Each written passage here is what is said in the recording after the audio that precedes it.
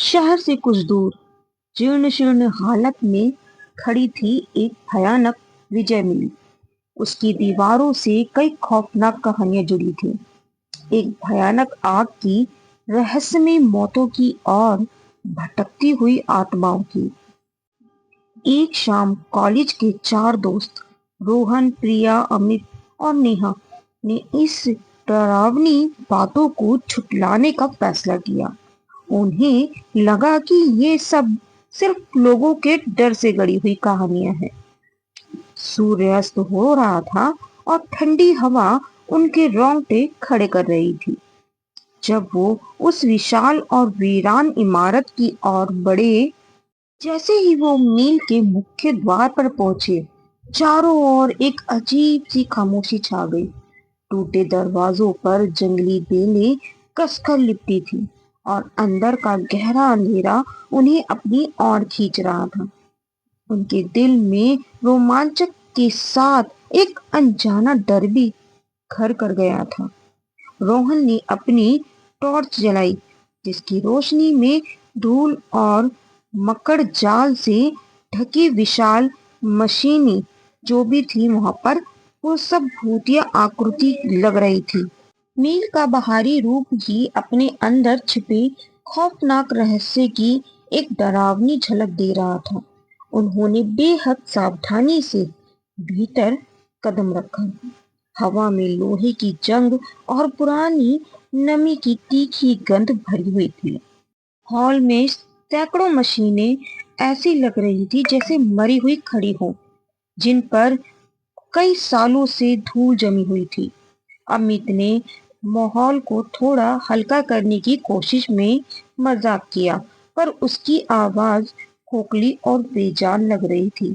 प्रिया, जो इन सब चीजों के प्रति ज्यादा संवेदनशील थी, उसे शुरुआत से ही गहरी बेचैनी महसूस हुई। उसे लगा जैसे कोई अदृश्य शक्ति उन्हें अंदर खींच रही थी। अचानक मील के अंदर से किसी धातु के जोरदार टकराने की आवाज आई। सभी चौंक उठे।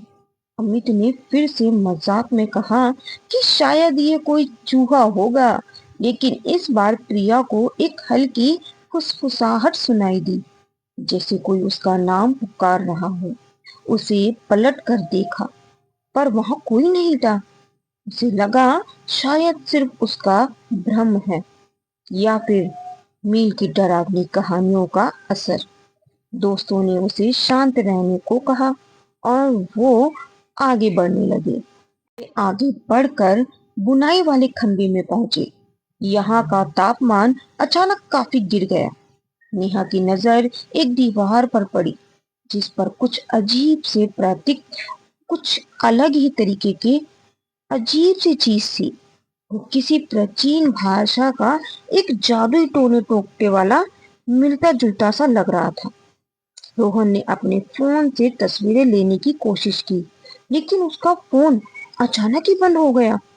जब उसने उसे दोबारा चालू किया तो स्क्रीन पर अजीब सी झिलमिलाहट दिखाई दे रही थी, जैसे कोई अदृश्य शक्ति उसे रोक रही हो। प्रिया की बेचैनी अब दूसरा रूप ले चुकी थी। उसे कोने में कुछ धुंधली परछाइयां दिखाई दे रही थी, जो पलक झपकते ही गायब हो जाती थी। उसके कान में फुसफुसाहटें अब साफ सुनाई देने लगी थी। वो फुसफुसाहटें उसे एक भयानक आग की याद दिला रही थी, जिनके बारे में उसे कोई जानकारी नहीं थी। हालांकि उसके दोस्त अभी पूरी तरह से यकीन ही नहीं कर पा रहे थे, लेकिन उनके चेहरों पर साफ चिंता झलक रही थी। समझ ही नहीं आ रहा था कि आखिर क्या हो रहा था। एक छोटे से कमरे में उन्हें एक पुरानी डायरी मिली, जो शायद किसी सुपरवाइजर की थी। रोहन ने उसे खोला। उसमें मील की हुई रहस्यमय घटनाओं का जिक्र था। मशीनों का अपने आप बंद हो जाना, अजीब आवाजें और कर्मचारियों के बीच फैलने वाला डर। डायरी में आग लगने से ठीक पहले ही घटनाएं ये सारी दर्ज थी, जिसमें सुपरवाइजर ने खुद भी अजीबोगरीब चीजें महसूस की थी, जिससे उसे शक हुआ कि कुछ अनहोनी होने वाली है। जैसे ही रोहन डायरी के अंतिम पन्ने पढ़ ही रहा था कि ऊपर मंजिल से एक डरावनी चीख गूंजी। ये किसी इंसान की चीख नहीं थी, बल्कि किसी रूहानी शक्ति की थी, जिसने उनकी आत्माओं को कपा दिया था। अमित के हाथ से टॉर्च गिर गई। घबराहट में उन्होंने मील से तुरंत निकलने का फैसला किया। उन्हें एहसास हो गया था कि वो किसी बड़ी मुसीबत में फंस गए थे और अब उनके पास रुकने का एक भी पल नहीं था। लेकिन उनकी किस्मत अच्छी नहीं थी। जिस भारी धातु के दरवाजे से वो अंदर आए थे, वो अब कसकर बंद हो चुका था। उन्होंने उसे खोलने की बहुत कोशिश की, लेकिन वो टस से मस नहीं हुआ। वो अंदर फंस गए थे। मील में अब भयानक आवाजें गूंजने लगी, कर्राने और चीखने की और मशीनों के गिजगिटाने की। ऐसा लग रहा था कि मील खुद उनके ऊपर टूट पड़ने वाली होगी। उन्हें ऐसा लगा जैसे मील की दीवारें उन्हें चारों ओर से जकड़ रही हो।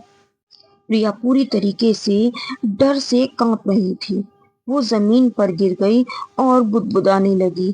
जलती हुई आंखें, बेचैन आत्माएं। हवा में धुएं की हल्की फिर तेज गंध फैल गई। उन्हें लगा जैसे वो सच में आग के बीच में फंस गए हों। उन्हें उन रूहों का डर सता रहा था जो बरसों से मील में भटक रही थी। मील की हर दीवार से डर और बेचैनी आवाजें आ रही थी जो उन्हें डरा भी रही थी। अमित ने एक और दरवाजा खोजने की कोशिश की। तभी उन्हें भारी लाए बुद्ध सा कदमों की आवाज सुनाई दी जो उनकी ओर बढ़ रही थी, लेकिन कोई दिखाई नहीं दे रहा था। तापमान तेजी से गिरा और एक धुंधली चमकती हुई आकृति एक लंबे गलियारे के अंत में उनके सामने आई। वो आकृति बहुत भयानक थी और उनके डर को और भी बढ़ा रही थी। उन्हें लगा जैसे कोई उन्हें घेरे हुए है और उनसे भागने नहीं दे रहा। वो घबरा गई और भागे। वो प्रेत आकृति उनके पीछे पड़ी हुई थी। अंधेरे में ठोकरें खाते हुए उनकी टॉर्चें भी बंद हो गई थी। हवा में खांसने, हाँफने और चीखने की आवाजें गूंज रही थी, जैसे आग का वो भयानक दृश्य फिर से जीवित हो उठा हो। हर कोने से चीखें आ रही थी और उन्हें लगा जैसे वो आग की लपटों में जलते हुए लोगों की आवाजें सुन रहे हों। हर कदम पर उनका डर और बढ़ता जा रहा था। रोहन ने किसी तरह पिछले दरवाजे को लात मारकर खोल दिया, जो एक स्टोर रूम में खुलता था। वो पूरी ताकत से बाहर भागे, बिना पीछे मुड़े। मील की भयानक ऊर्जा अभी भी उनका पीछा कर रही थी, जैसे उसने उन्हें अपनी पकड़ में ले लिया हो। वो रात के अंधेरे में आगे चले जा रहे थे, लेकिन मील का डर अभी भी उनके पीछे पड़ा था। उन्हें लगा कि ये डर कभी भी उनका पीछा नहीं छोड़ेगा। वो बेजान होकर रात के सन्नाटे में बाहर निकले। मील की ओर देखे बिना मील पीछे खड़ी थी, उतनी ही शांत और अंधेरी, लेकिन उसकी दहशत उनके दिमाग में हमेशा के लिए अनिकेत हो चुकी थी। उन्हें एहसास हुआ कि कुछ जगहों को बिना छेड़छाड़ देना ही बेहतर होता है। उस रात के बाद लोग कभी भी मील के बारे में बात नहीं कर पाए, लेकिन उस रात की भयानकता उनके दिलों में हमेशा के लिए कैद हो गई। उस अनुभव ने उन सभी को हमेशा के लिए बदल दिया। प्रिया तो अक्सर रात में चीखती हुई उठ जाती थी। उसे उन जलती आंखों को और वो साया जो उसे दिखाई देता था। विजय मील वही खड़ी रह गई, पर उस साये की भयानक यादें उनको दिलाती रहती हैं। ऐसी रात जिसे वो मुश्किल से ही भूल पाएंगे। अज्ञात से एक सच्ची और डरावनी मुलाकात। वो आज भी मील की भयानक से भयानक रात को वो डरते हैं और उसे याद करते हैं, और उस रात को कभी वो भूल भी नहीं पाएंगे।